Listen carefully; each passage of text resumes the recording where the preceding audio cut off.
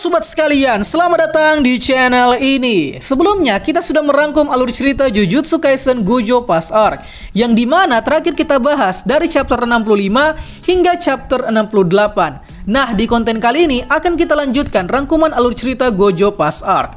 Oh ya, hampir lupa, sebagai catatan, di konten kali ini adalah rangkuman yang membahas manga Jujutsu Kaisen setelah tamatnya di season pertama. Jadi, apa yang dibahas di konten kali ini adalah alur cerita yang akan mengadaptasi pada season kedua di tahun 2023 nanti. So, ini dia rangkuman alur cerita Jujutsu Kaisen Gojo Past Arc. Tapi sebelum lanjut, subscribe channel ini biar admin makin semangat buat kontennya. Dan mari kita mulai. Chapter 69, Penyimpanan Rahasia bagian 5.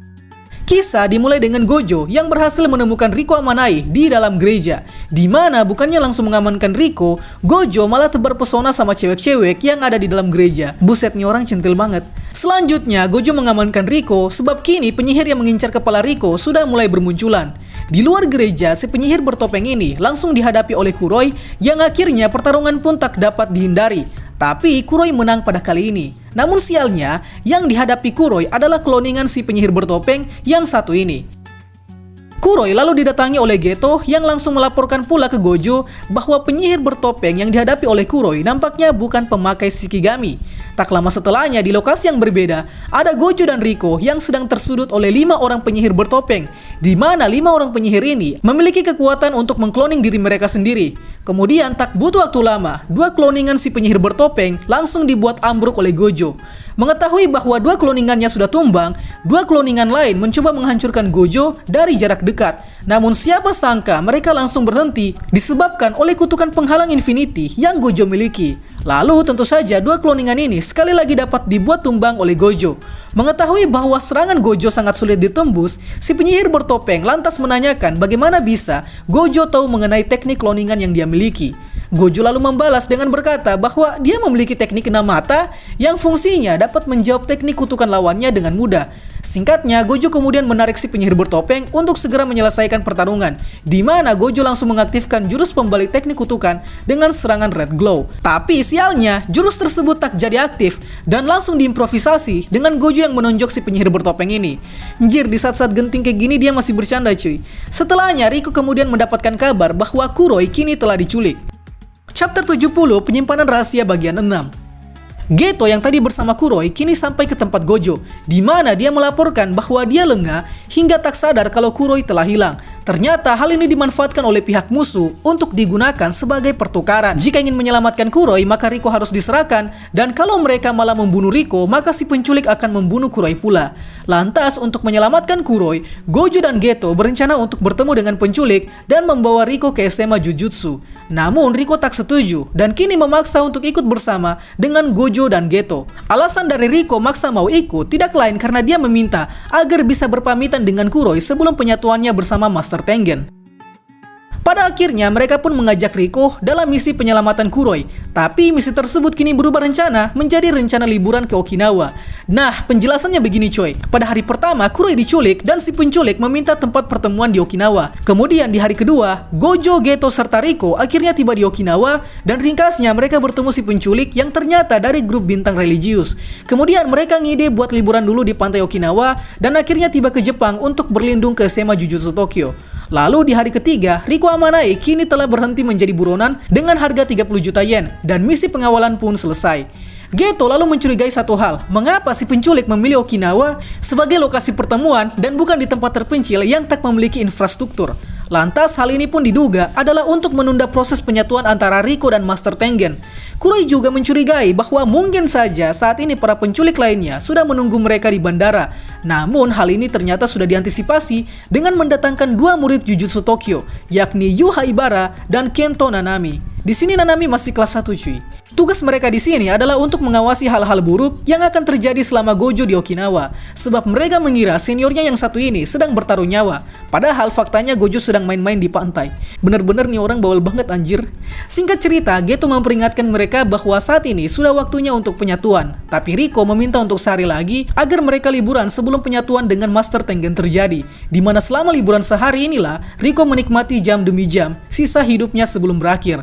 Kemudian liburan selesai dan kini mereka tiba di SMA Jujutsu, tepatnya di kaki Gunung Mushiro pukul 3 sore. Kini mereka merasa aman karena kini mereka berada dalam lindungan SMA Jujutsu dan misi untuk mengawal Riko Amanai pun telah selesai. Tapi tak ada angin tak ada hujan, tiba-tiba Gojo ditusuk dari belakang dengan memakai pedang dan ternyata dia adalah Toji Fushiguro. Chapter 71, Penyimpanan Tersembunyi bagian 7.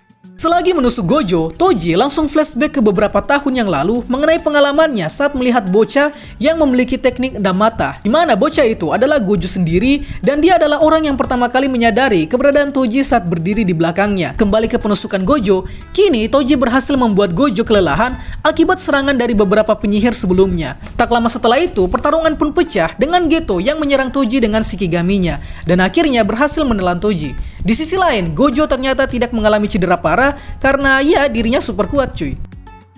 Tiba-tiba Toji berhasil merobek perut Shikigami dan keluar dengan roh terkutuk di tubuhnya.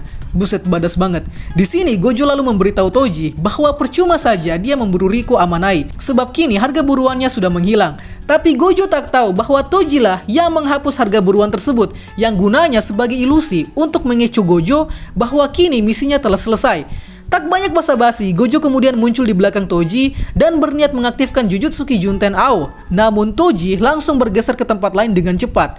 Lantas hal ini membuat Gojo bingung, sebenarnya siapa ini Toji? Mengapa dia tak memiliki energi kutukan? Dan caranya menghindar tadi murni berasal dari kemampuan fisik manusia biasa. Alhasil, Gojo tak bisa membaca gerakan dari Toji.